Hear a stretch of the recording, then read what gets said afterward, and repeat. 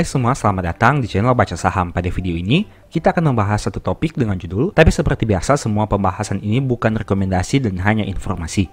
Ingat, kerugian kamu tanggung sendiri ya. Nah, sebelum melanjutkan video ini, silahkan simak dulu cuplikan berikut ini. Perhatikan dengan teliti ya, peringkat 1 dan kedua market cap terbesar. Dan nanti kita akan ada pembahasan yang menarik, jadi nonton hingga selesai.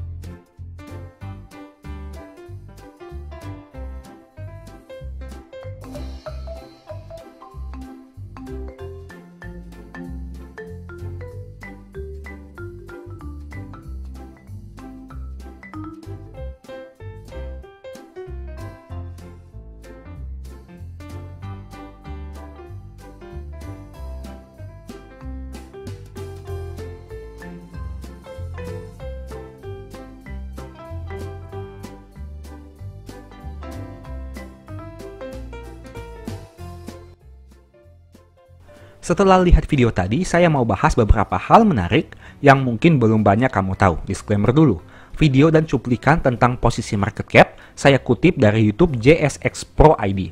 Data keuangan saham yang dibahas saya kutip dari website Stockbit. Untuk memastikan kebenarannya, silahkan lakukan cross-check ke masing-masing sumber resmi lagi. Sekarang kita akan bahas pada bulan Januari tahun 2006. Posisi market cap terbesar ada di saham TLKM dan peringkat kedua ada di saham BBCA. Nah, karena data laporan keuangan paling lama adalah tahun 2008, saya gunakan saja perbandingan untuk tahun 2008. Kamu bisa lihat di sini, pada tahun 2008, laba TLKM sebesar 10,6 triliun rupiah. Dan menariknya, laba BCA hanya 5,7 triliun rupiah. Itulah yang menyebabkan kita bisa lihat kenapa TLKM memiliki market cap yang lebih besar dari BBCA pada tahun tersebut. Oke, kemudian pada bulan Oktober tahun 2008, posisi market cap digantikan oleh saham Bumi. Ini merupakan salah satu trending topik di bursa saham yang sering disebutkan bahkan hingga tahun 2024, di mana Bumi mengukir sejarah yang mencetak market cap terbesar pada tahun 2008. Angka ini memang terkesan mengalami perubahan yang luar biasa jika dibandingkan dengan tahun 2006 yang mana TLKM menduduki posisi peringkat pertama. Dan Bumi, kamu bisa lihat, masih berangsur-angsur mengalami kenaikan dari posisi market cap-nya. Nah, di tahun 2008 ini, Bumi berhasil menggeser TLKM dan menduduki market cap terbesar dengan angka yang sangat fantastis. Peringkat 2 adalah TLKM dan peringkat 3 adalah BBCA. Kita bandingkan. Untuk laba yang dihasilkan Bumi di tahun 2008, fantastisnya berjumlah 4 triliun rupiah, sedangkan BCA 5,7 triliun rupiah. Itu artinya pada tahun 2008, sebenarnya pencapaian Bumi sangat luar biasa, karena mereka berhasil mencetak laba yang bisa dikatakan mirip seperti laba BCA di tahun 2008. Memang selisihnya hanya sekitar 1,7 triliun rupiah saja, tapi bisa dikatakan angka itu tidak terlalu signifikan jika dibandingkan dengan tahun 2024. Di mana Bumi memiliki laba yang jauh lebih rendah dibandingkan BCA. Tapi di tahun 2008, Bumi menghasilkan kinerja yang sangat fantastis, di mana terjadi laba yang sangat signifikan, yaitu sekitar 4 triliun rupiah, dan angka itu bisa dikatakan beda tipis dibandingkan laba BCA. Kemudian untuk tahun 2010, yaitu bulan Maret, kamu bisa lihat, untuk posisi market cap digantikan oleh saham ASI, sedangkan TLKM berada di posisi kedua dan BCA berada di posisi ketiga. Sedangkan bagaimana dengan saham Bumi? Telah mengalami penurunan kembali pada tahun ini. Sekarang kita bandingkan untuk TLKM dan ASI. Pada tahun 2010, TLKM mencetak laba 11,5 triliun dan ASI 14,3 triliun. Nah, pada tahun 2010 ini kamu bisa lihat laba ASI jauh lebih besar dibandingkan laba TLKM. Dan hal itu membuat ASI menduduki peringkat pertama dari posisi market cap. Meskipun tidak bisa dipungkiri bahwa posisi market cap ini tidak bergantung kepada seberapa besar laba yang mereka capai, tapi berdasarkan berbagai hal yang bisa menyebabkan hal itu bisa terjadi. Contohnya seperti banyaknya orang yang melakukan pembelian saham ASI yang menyebabkan harga sahamnya naik signifikan dan berdampak kepada market cap yang semakin besar. Nah, pada tahun 2010 ini kamu bisa lihat bahwa ASI masih memiliki laba yang jauh lebih besar dibandingkan TLKM. Bagaimana dengan tahun 2013? HMSP menduduki posisi pertama sebagai market cap terbesar. Posisi keduanya adalah ASI dan posisi ketiga adalah BBCA. Kita bandingkan sekarang laba HMSP sebanyak 10,8 triliun di tahun 2013 dan laba ASI sebanyak 22,2 triliun di tahun 2013. Meskipun HMSP menduduki posisi pertama untuk market cap-nya, tapi secara laba, ASI memiliki laba yang bisa dikatakan 1 kali lipat lebih besar dibandingkan laba yang dimiliki oleh HMSP. Tapi ASI hanya menduduki posisi market cap peringkat kedua dan BCA menduduki posisi market cap peringkat ketiga. Di sini kamu bisa lihat pada tahun 2013, sebenarnya HMSP memiliki kinerja yang sangat fantastis karena berhasil mencetak laba yang bisa dikatakan cukup memuaskan. Dan hal itulah yang menjadi salah satu faktor kenapa dia bisa menduduki posisi market cap terbesar. Meskipun sama seperti tadi, hal itu tidak serta-merta menjadi faktor satu-satunya, tapi ada berbagai faktor lain juga yang mempengaruhi. Kemudian pada tahun 2014, BBCA berhasil unggul dibandingkan HMSP dan ASI dari posisi market cap-nya.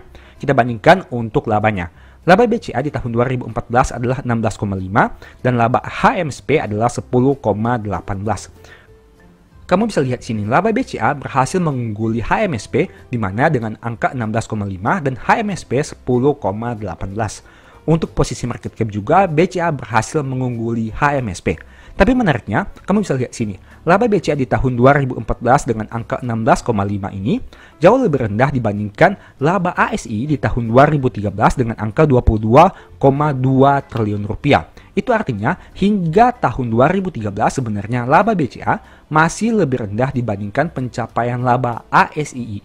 Tentu hal ini berbeda jika kamu lihat di tahun 2024 atau tahun 2023 barusan, di mana BCA menghasilkan laba yang jauh lebih besar dibandingkan ASII. Kesimpulannya, yang pertama, raja market cap terus berganti seiring dengan perubahan iklim pasar modal. Saham yang dulunya dipuja belum tentu sekarang dipuja, begitu juga dengan masa depan. Sama seperti pembahasan kita sebelumnya, terdapat berbagai raja market cap seperti BCA, HMSP, ASI, TLKM, dan Bumi. Kedua, pertumbuhan laba dan pertumbuhan perusahaan cukup berpengaruh terhadap harga saham dan pergerakan market cap. Seperti yang kamu lihat tadi, kita membandingkan secara sederhana bagaimana posisi market cap dengan pencapaian laba perusahaan. Memang hal itu tidak mutlak mempengaruhi posisi market cap, tapi bisa dikatakan hal itu menjadi salah satu faktor yang mempengaruhi dan bisa dikatakan sebagai salah satu faktor penting juga. Ketiga, pada akhirnya valuasi akan menyesuaikan dengan kinerja perusahaan. Dalam jangka pendek mungkin bisa bias, tapi dalam jangka panjang akan realistis juga. Kamu bisa lihat berbagai fakta yang ada di mana dulunya saham-saham yang memiliki valuasi besar, memiliki market cap besar, tapi kini harga sahamnya mengalami penurunan. Di sisi yang lain, saham yang dulunya mungkin hanya menghasilkan laba 5 triliun rupiah, tapi kini sudah menghasilkan laba puluhan triliun rupiah, memiliki harga saham yang cenderung mengalami peningkatan. Itu bisa dipengaruhi oleh berbagai faktor seperti yang saya katakan tadi, adanya pertumbuhan laba, adanya pertumbuhan perusahaan, bagaimana kebijakan manajemen, bagaimana dividen yang dibagikan, dan lain sebagainya. Untuk itu kita harus terus mengupdate diri dan mengupdate informasi tentang perusahaan-perusahaan yang ada di bursa.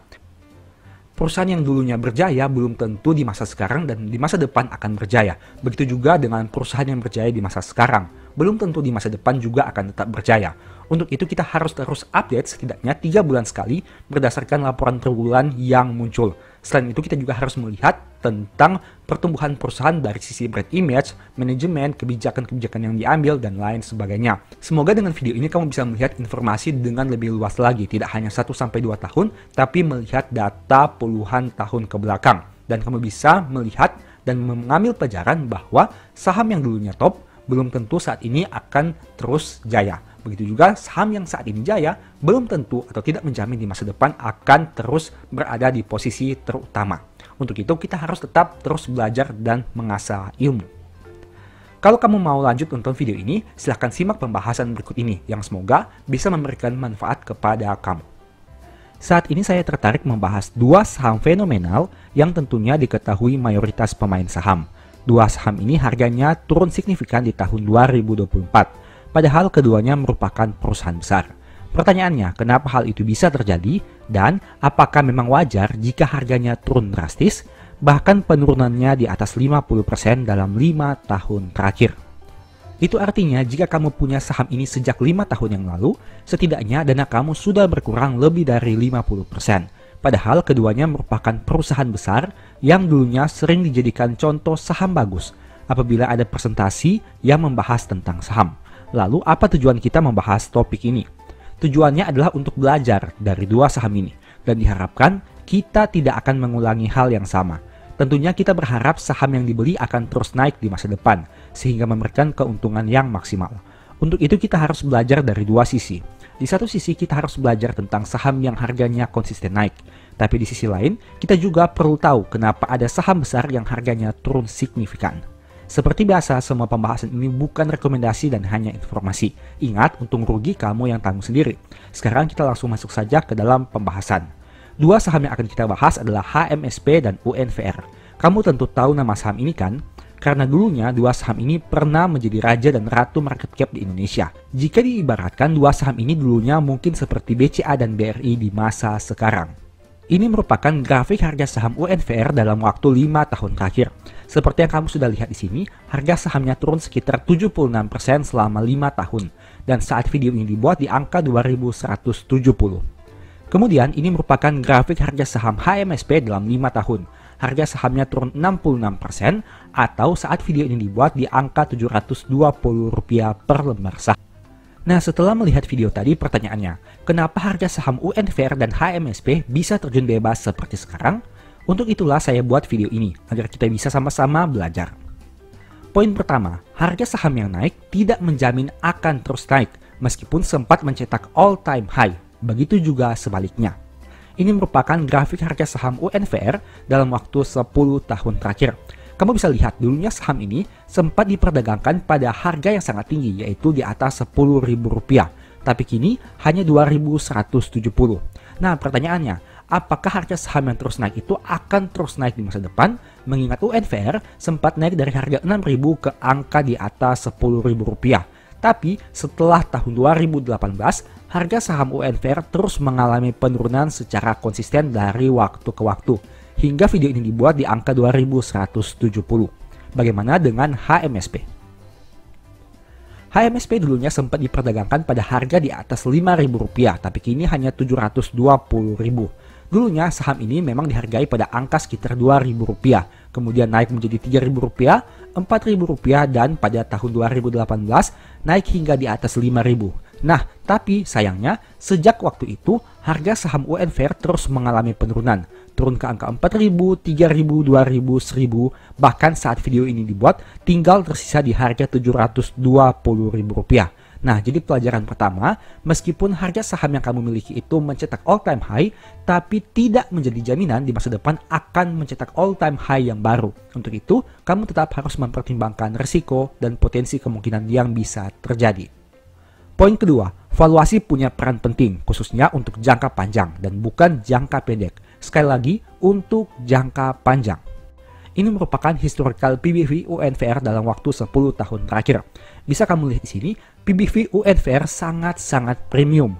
Dulunya sempat diperdagangkan pada PBV yang mencapai 70 kali. Dan rata-rata historical PBV-nya adalah 46,4 kali.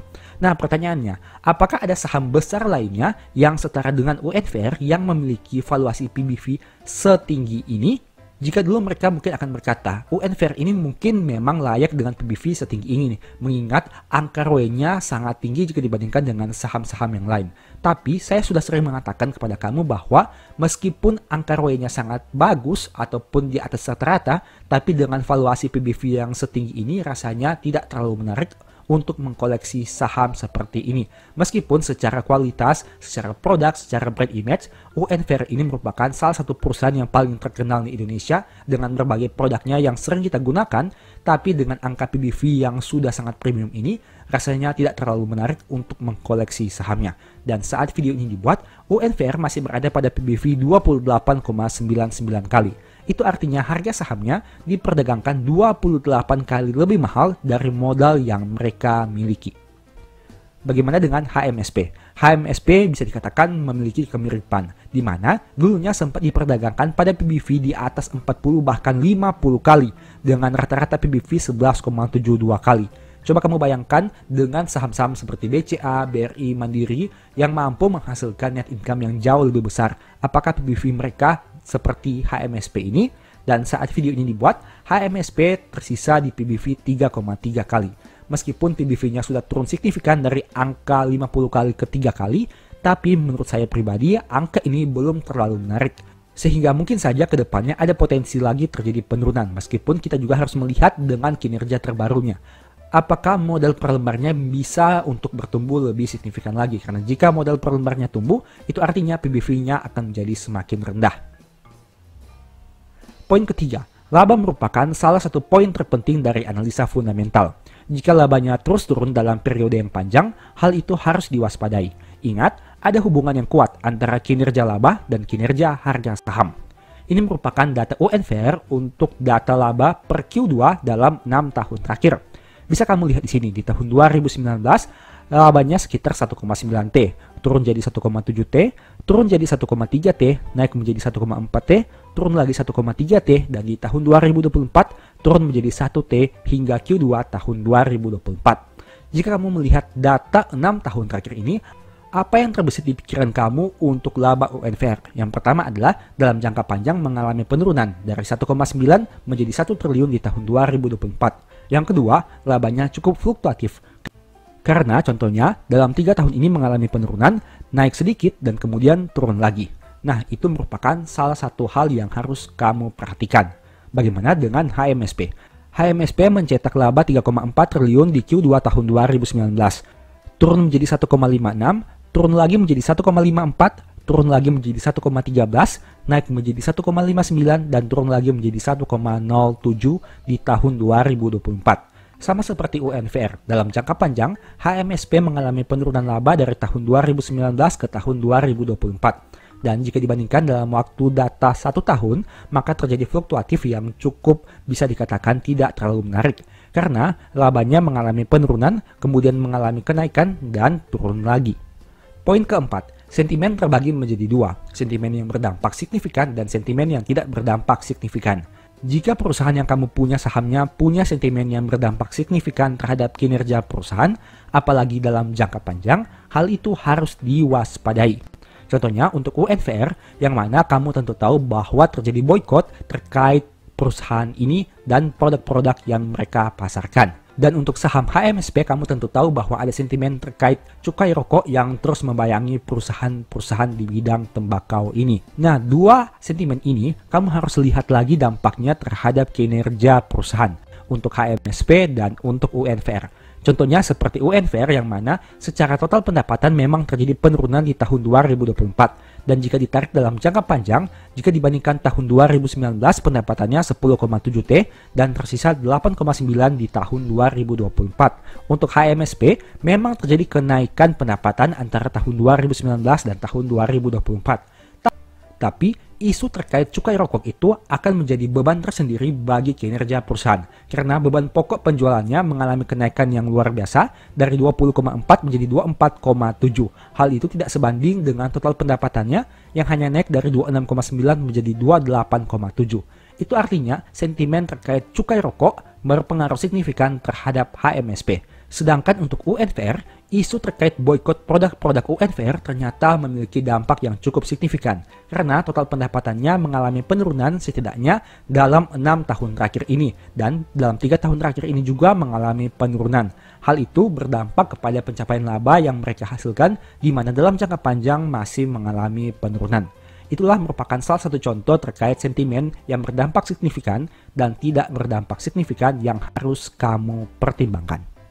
Poin kelima, apakah perusahaan punya komitmen untuk menjaga harga saham dengan melakukan buyback apabila harga sahamnya turun signifikan? Jika iya, hal itu merupakan berita yang baik. Jika tidak, hal itu cukup disayangkan. Kamu bisa melihat apabila harga saham mengalami penurunan yang signifikan, contohnya seperti UNVR dan HMSP ini. Apakah ada kebijakan perusahaan untuk menjaga harga sahamnya? Salah satunya, contoh seperti melakukan buyback saham yang mereka miliki.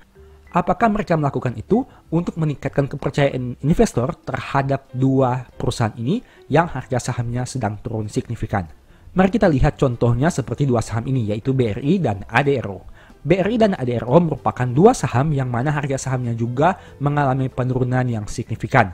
Tapi dua saham ini melakukan buyback saham, seperti BRI yang dikabarkan melakukan buyback sekitar 1,5 triliun, di mana hal ini untuk memberikan sinyal kondisi perusahaan lebih baik dibandingkan dengan market. Dan untuk ADRO melakukan buyback sekitar 4 triliun rupiah di tahun 2023. Ini merupakan salah satu sentimen yang baik karena perusahaan ini berusaha melakukan buyback apabila harga sahamnya turun signifikan. Tujuannya untuk memberikan sinyal bahwa perusahaan ini masih baik-baik saja dan tidak sesuai dengan harga sahamnya yang turun signifikan.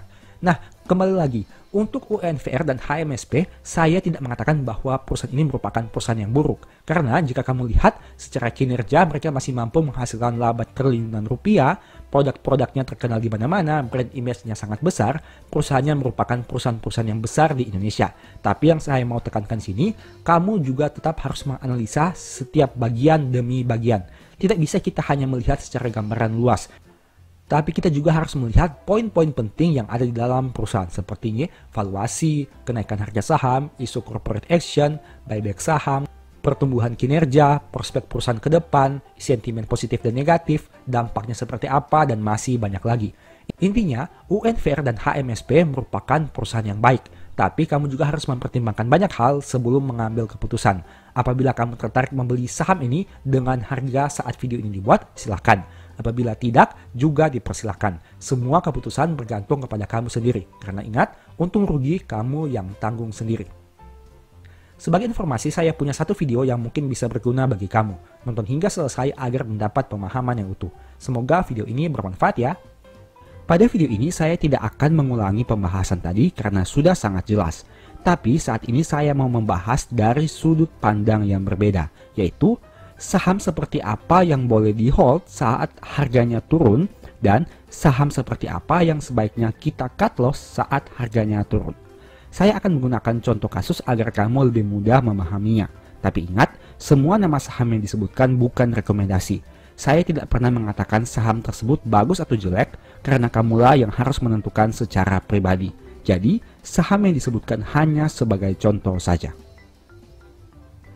Berikut ini beberapa kriteria yang sebaiknya dipertimbangkan. Pertama, kebutuhan masyarakat atas produk atau jasa perusahaan. Kedua, kepemilikan saham dari pemegang mayoritas. Ketiga, top manajemen perusahaan apakah bermasalah atau tidak. Keempat, prospek kinerja ke depan dalam hal ini penjualan dan pencapaian laba. Dan yang kelima, komposisi dan nominal hutang. Sekarang, mari kita bahas satu persatu. Pertama, kebutuhan masyarakat atas produk atau jasa perusahaan. Logikanya, kalau produk atau jasa perusahaan sudah kurang diminati, perusahaan tersebut akan sulit mencetak pertumbuhan laba. Jika menyebut nama Nokia dan BlackBerry, generasi sekarang mungkin sudah tidak mengetahuinya. Tapi bagaimana dengan generasi 90-an atau bahkan di bawah itu?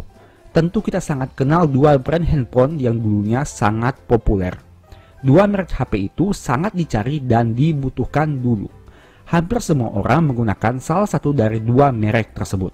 Tapi bagaimana setelah mengenal Android? Apakah Nokia dan BlackBerry tetap masih dibutuhkan? Kamu bisa lihat sendiri kondisi saat ini. Berapa banyak orang yang menggunakan HP dari dua merek itu. Menarik kan? Dulunya sangat dibutuhkan, tapi kini sudah ditinggalkan. Itu merupakan salah satu contoh nyata dari pentingnya melihat produk atau jasa suatu perusahaan. Apabila sudah ada indikasi produk atau jasanya mulai ditinggalkan, karena berbagai alasan, sebaiknya pertimbangkan untuk cut loss saham tersebut. Jangan sampai kamu sudah terlanjur rugi di atas 50%, baru berpikir untuk cut loss. Semakin cepat kamu menyadari signal buruk, semakin cepat kamu bisa cut loss. Tapi sebaliknya, apabila harga saham turun, tapi produk atau jasa perusahaan masih dibutuhkan, kamu bisa santai saja. Meski begitu, kamu perlu lihat lagi valuasi harga pembelianmu. Meski produknya sangat dibutuhkan, tapi kamu belinya terlalu mahal, berarti memang sebaiknya harus dipertimbangkan lebih jauh, apakah bisa di hold atau cut loss. Misal, kamu beli saham dengan PBV 30 kali yang menghasilkan laba 5 triliun. Di sisi yang lain, ada perusahaan yang PBV-nya hanya 3 kali, tapi labanya 50 triliun. Apakah menjadi masuk akal jika kamu tetap hold saham yang PBV-nya 30 kali itu? Artinya, kamu beli saham 30 kali lipat lebih mahal dari modalnya, hanya untuk perusahaan yang bisa menghasilkan laba 5 triliun. Padahal, di sisi yang lain, ada perusahaan yang bisa kamu beli dengan hanya 2-3 kali dari modalnya, tapi menghasilkan laba 50 triliun. Logikanya sederhana saja kan? Kedua, kepemilikan saham dari pemegang mayoritas. Saya punya satu pertanyaan sederhana. Katakanlah kamu seorang penjual bakso yang punya warung bakso.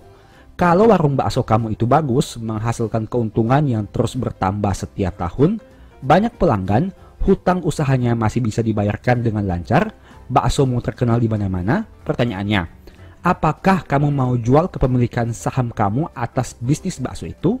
Logikanya, kalau kamu tahu usaha itu menguntungkan dan punya prospek yang bagus ke depan, kenapa harus dijual?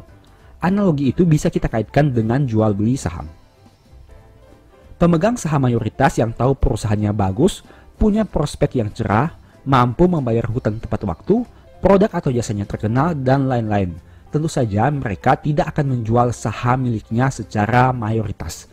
Kalaupun dijual sedikit, total kepemilikan owner akan tetap lebih besar dibanding kepemilikan di masyarakat. Inilah salah satu tolak ukur yang bisa kamu gunakan. Apabila pemegang saham mayoritas dari saham yang kamu punya jual sahamnya hingga menjadi minoritas, sebaiknya pertimbangkan lagi untuk cut loss saham tersebut. Mereka saja yang tahu seluk-beluk saham itu mau jual sahamnya.